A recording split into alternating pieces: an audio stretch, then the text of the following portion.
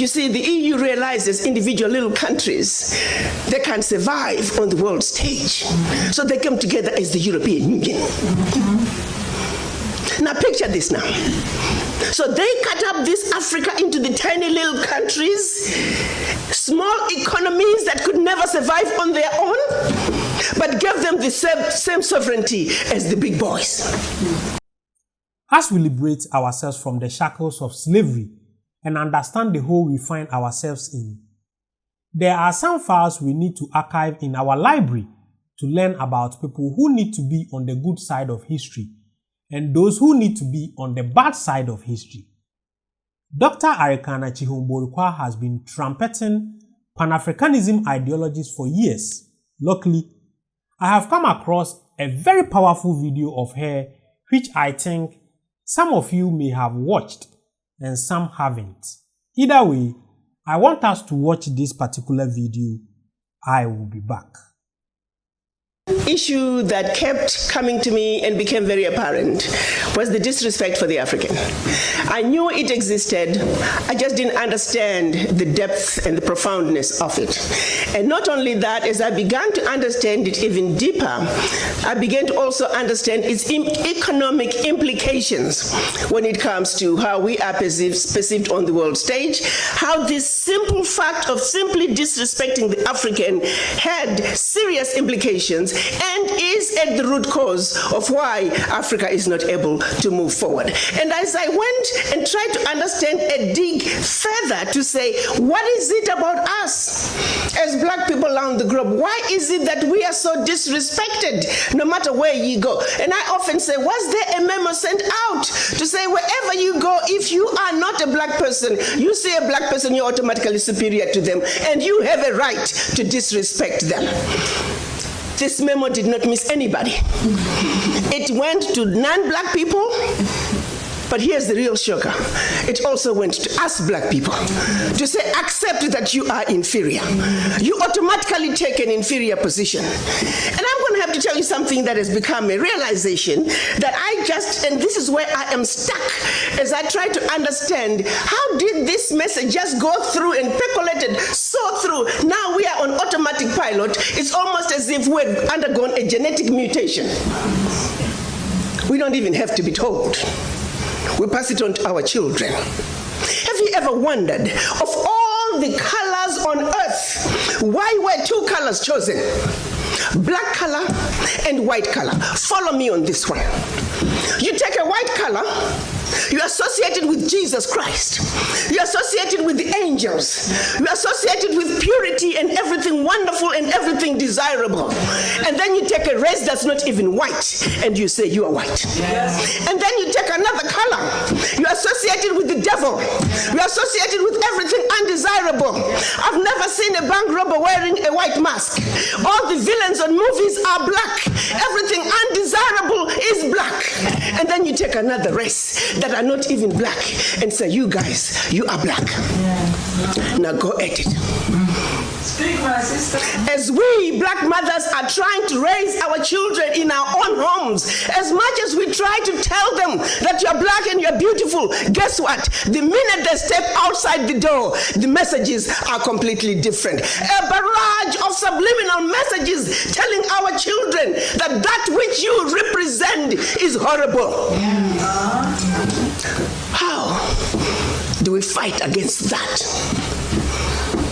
How do I tell my granddaughter that you're black and beautiful, but the world tells her otherwise?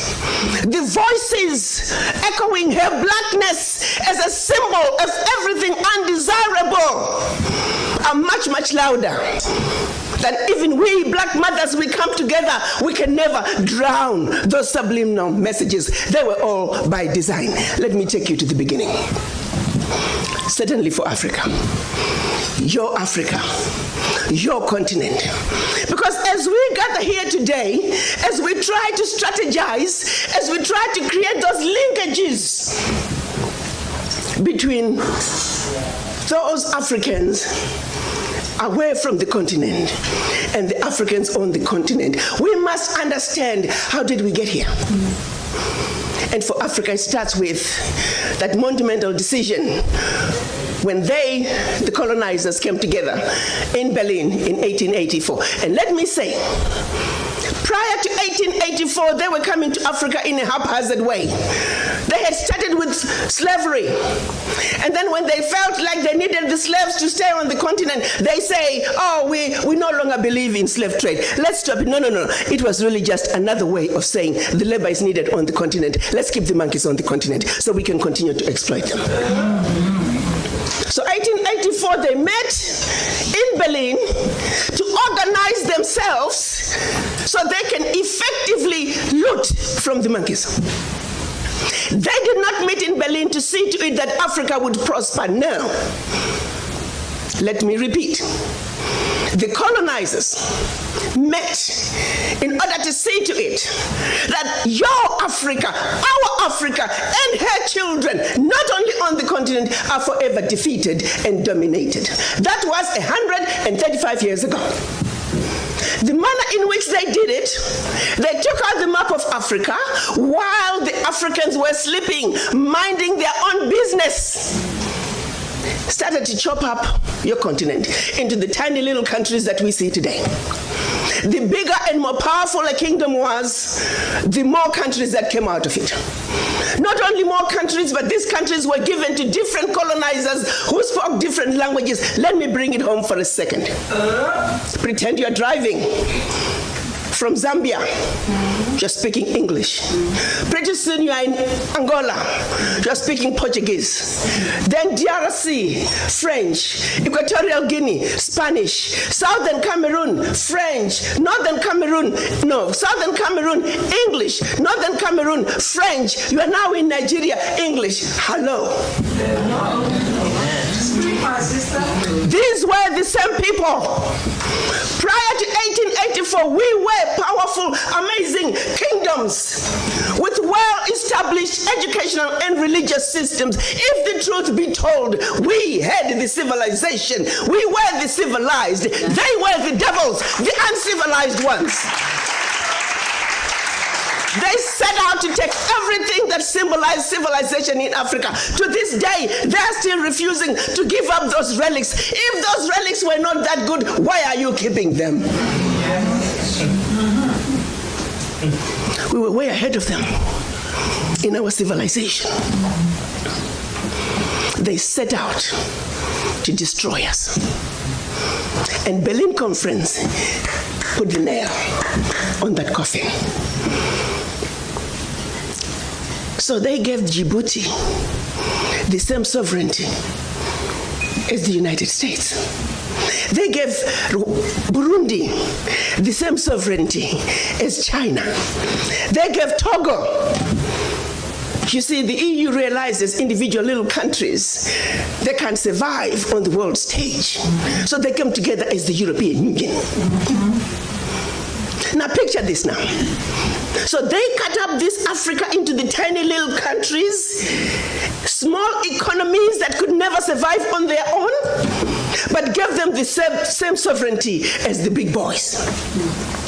So that way, when the little bitty countries go to the world stage for the purposes of development and discussing trade, they're wannabe boxers who are being thrown into the heavyweight boxing ring every day. How do you put China in the same boxing ring with Eswatini? Eswatini has 1.2 million people. China has 1.4 billion people. And you put them on the same stage and say, go at it, negotiate. Are you with me? Yes. This is insanity of the highest order. How have we allowed this carnage to go on? When Eswatini is thrown in the same boxing ring with China and Eswatini collapses before Eswatini even gets on the stage, the world says, well, Eswatini, what's wrong with you? Why can't you take care of your people? Well, China came in and said, Eswatini, give me all your gold or else. And if Eswatini does not agree, they just go on next door to Lesotho and give Lesotho an extra $1. And if Lesotho doesn't take it, they just jump on to Togo, Central African Republic. It was all by design. 1884. They did something else in addition to chopping us up. They also set out to make the African believe that everything African was bad and undesirable, and everything Western, particularly French and British, was more desirable. We call that the legacy of colonization. Prior to that, they had started long working on the slaves. Make them think everything about them, forget anything about Africa. Where you come from is a horrible place, diseased and dying people, constantly at war with themselves, uncivilized. Cut out any communications with them. You need to just know what we tell you. And we call that the legacy of slavery. So that's where you look at where we are today. 135 years later, a system that was put in place to see to it that Africa and her children are forever defeated, that Africa is forever exploited, remains in place today, alive and well. And we sit here and we ask ourselves, why isn't Africa moving forward? Why does Africa continue to be taken advantage of? Well, I'll tell you why, very simply. Until Africa comes together as a continent speaking with one voice, one continent, one people, nothing, and I repeat, nothing is gonna change. As individual little African countries, we are wannabe boxers. We will never make it fighting against the heavyweights. We must speak with one voice. Yes. And this is exactly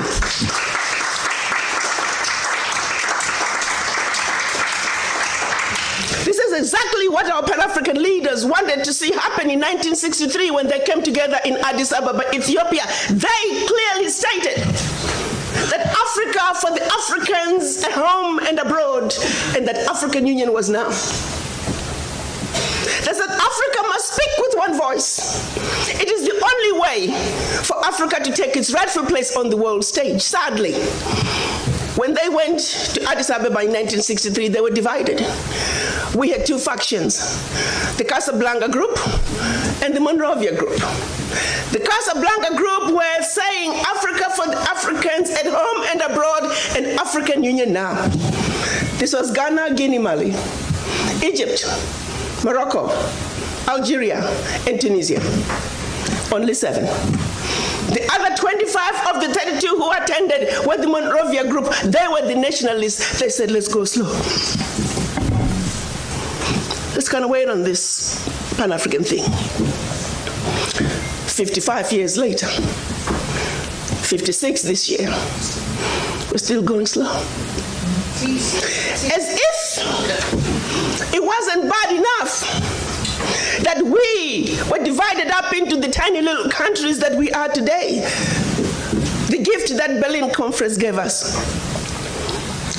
One other thing that France did between 1958 and 1961 in the name of giving us our independence as African countries. France forced the Francophone, and I hate that terminology. There is no such thing as Francophone, Anglophone. They made it up.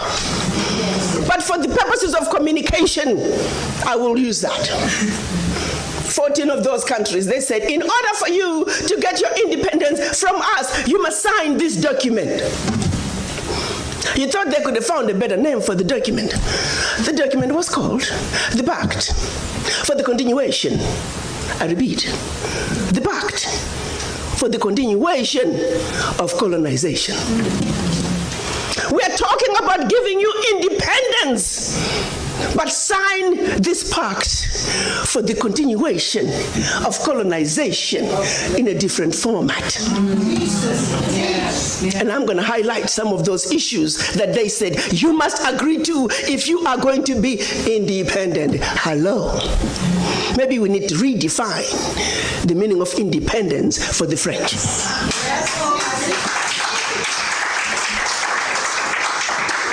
First, France said, you see, you monkeys, you don't know how to manage your money. We're going to demand that you deposit 85% of your bank reserves with the French Minister of Finance, under the French Central Bank, under the control of the French Minister of Finance. France is then going to take your 85% bank deposits from each and every one of you. Deposit those funds in the French stock market under the French name. And you may or may not know the returns. Today, as we speak, the latest figures are saying for every 14 billion that France invests in the stock market from Africa, they are realizing upwards of 300 billion in return. Every year in, year out, because of these deposits from the African countries, France is taking out of Africa over $500 billion. Now figure it out. For every 14 billion, the returns on the investment are over 300 billion, and they are taking over 500 billion. So in actuality, France is taking out of Africa trillions of dollars year in and year out from us poor people, Africans. Back to the pact. So should you want to access some of your money that you have deposited with France, you have to submit your country's financial returns. And if approved, you get to get it as a loan. You can only access up to 20% of your money year in, year out as a loan at commercial interest rates. Your own money. As if that was not enough.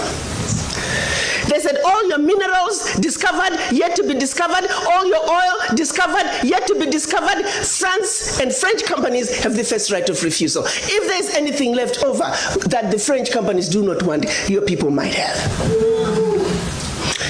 To this day.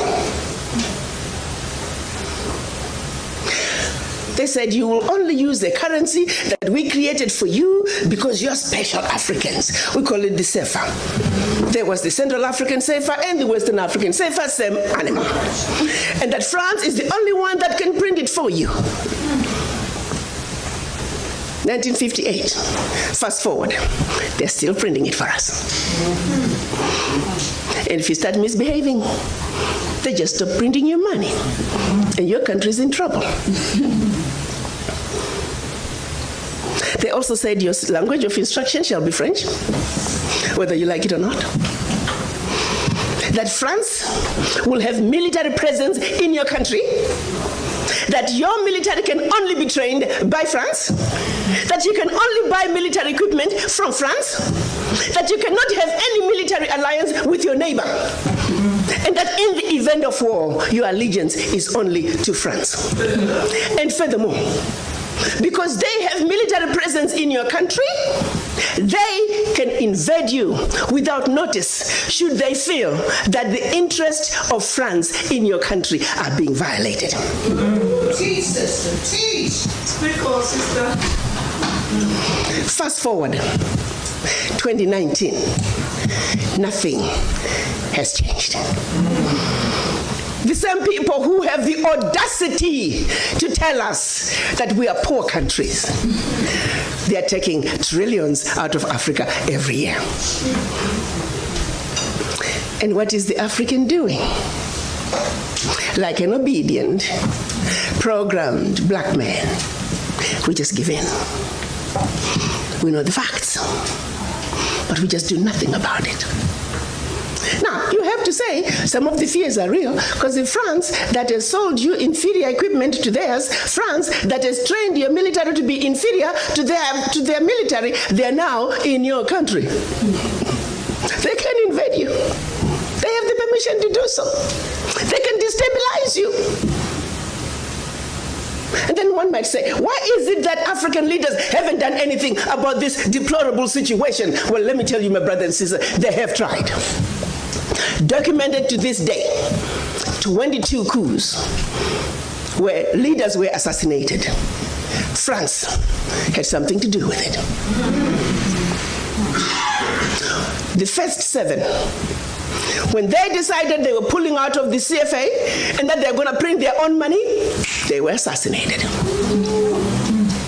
every time an African leader has tried to do what's best for their country, they were assassinated. Majority of them aided by France. It's a known fact. And then others, they were just mercenaries who felt that when there was a natural resource discovered in one country, they wanted to create a coup. So while the country is thrown into a civil war, they're siphoning the natural resource. We know of one particular story that had we not known about it, it would have been, oh, there we go again, the Africans. In about 25 years ago, a group of young, rich white kids were having fun in Cape Town. They found out that there was oil in Equatorial Guinea that just been discovered, and they wanted it. So they set out a plan to have a coup in Equatorial Guinea. So while the Guineans are busy fighting a civil war, they will be siphoning the oil. But they made one mistake. There were two planes. One was to leave South Africa, stop in Zimbabwe, pick up more ammunition on their way to hunt in Equatorial Guinea. Another plane was taking off in the Caribbean that had this puppet diaspora who was supposed to be the next president. Mugabe wondered why such young people needed such powerful ammunition to go hunt in Equatorial Guinea. In doing his research further, he found out that this was a coup in the making. He allowed them to land in Zimbabwe. They loaded their plane, and just before takeoff, they were all arrested. The ringleader of that group was none other than the son of the former Prime Minister of the United Kingdom, Margaret Thatcher. She had to fly to Zimbabwe and paid handsomely to get her son out. The last one of those prisoners left Zimbabwe about 6-7 years ago. Had these young people succeeded, it would have been another coup. There you go, the Africans again. Such, my brothers and sisters, is the story of your Africa. They don't do coups anymore. They simply create instability. So when you hear of an instability in an African country, ask yourself, what is really going on? Because what they are telling you is really going on is just a shiny object. The real issue is over here. And you need to stop before you start being used as an instrument of your own self-destruction. They want to throw to you, oh, African leaders are corrupt. I just love that buzzword. Remember what I said, we need to define some of these words for them. Do you really want to know what corruption is? I like to think as black women, and we're going to talk about us black women here. We're smart people. There are two thieves. One is carrying a briefcase with $50 billion, which is what they say, oh, gets out of Africa every year for corruption. And by the way, they only tell you the $50 billion gets out of Africa. They don't tell you where it's going. You see, corruption is a team sport. We want all players. We want all players to come to the table. Okay, fine, we give it to you. 50 billion is going out of Africa. And then there's another thief over here with a briefcase with 500 billion sisters. Which one should we go after first? Wow. They want us to spend time. I am not saying we should not talk about corruption out of Africa. Don't get me wrong. Yes, we must talk about the thief carrying the $50 billion, but we must also not forget the thief that is carrying 500 billion. And by the time that thief is done investing that 500 billion, we're looking at trillions out of Africa. Now, do you see how quickly the 50 billion becomes the larger crumb under the table? And they're busy pointing at you. Oh, you see your brother, he got the bigger crumb under the table. I'm like, hell no, I want to be on the table. Don't get me stuck in the mud under the table when the real issues are on the table. We are not even on the table, my brothers and sisters, to tackle the issues that truly matter for our Africa. We must realize that. Let's refuse to fight over which brother got the bigger chunk under the table. That's right. We want to get on the table. That's right. And the only way for us to get on the table is to understand our circumstances, is to understand how we got here, to see our Africa with 2020 vision. So we, the beautiful, intelligent, sophisticated, highly adaptable, and totally indestructible Africans can do what we need to do to move our Africa from the doldrums where we were left by the Berlin Conference, from the losing lane that we were left in by the Berlin Conference, into the right lane, where we can truly look at our issues and address them as Africans for Africa. Yes, recently I asked a question in my community about whether Africans need to know their history or Africa should move forward without our history.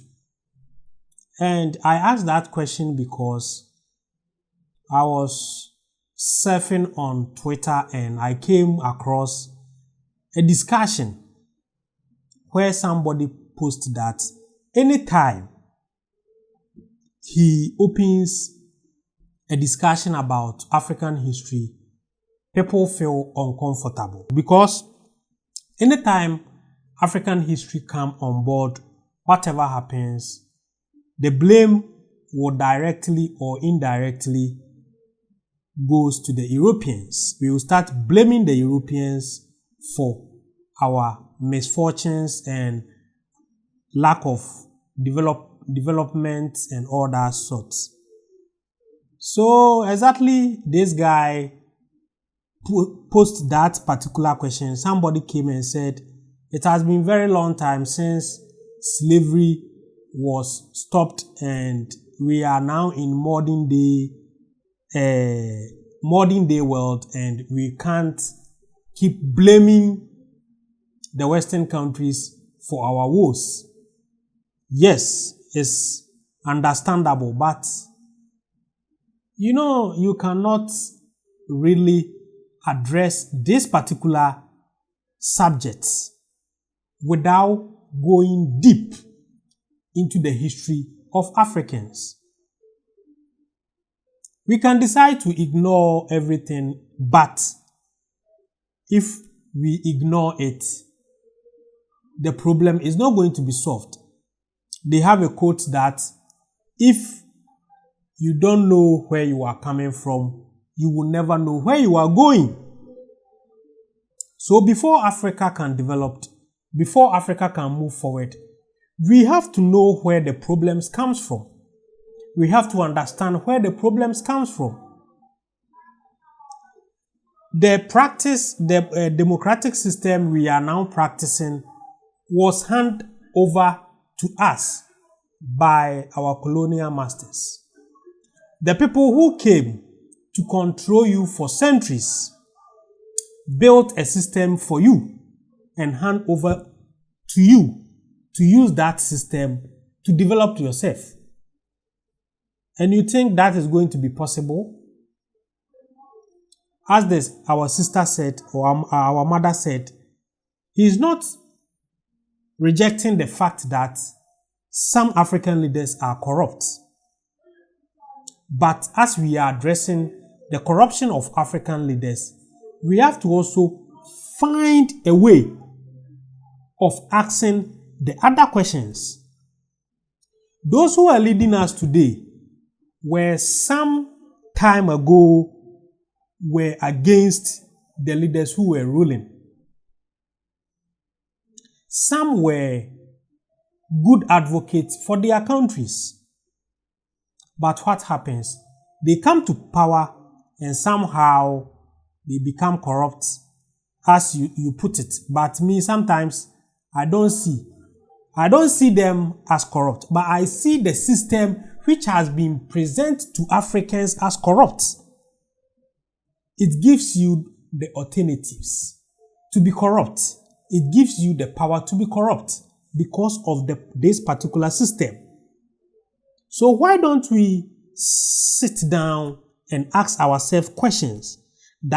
Is this system, because some constitutions, some things they put up and we are still using that and it's not favoring the ordinary African. You come to power and at the end of the day, there is nothing you can do. You realized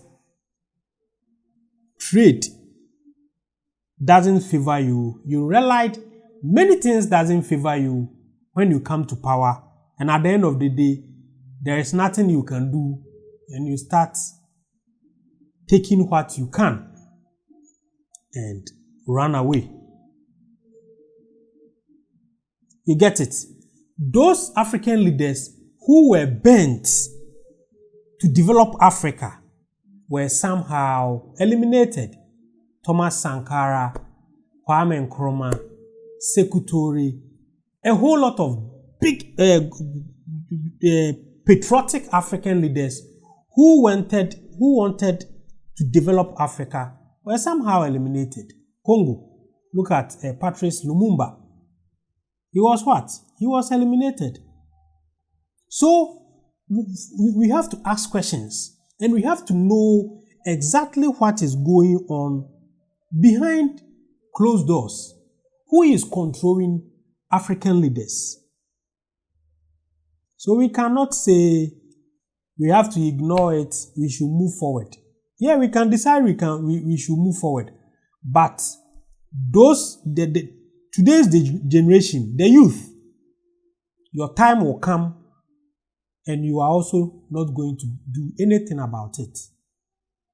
So if we don't address what the canker which is affecting the development of Africa today, tomorrow you are also going to face the same problem, and it's going to be a continuous generation something.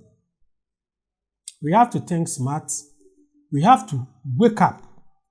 Don't forget to subscribe to this channel and turn on the notification button so that anytime I upload any great content, you will be notified. Thanks for watching.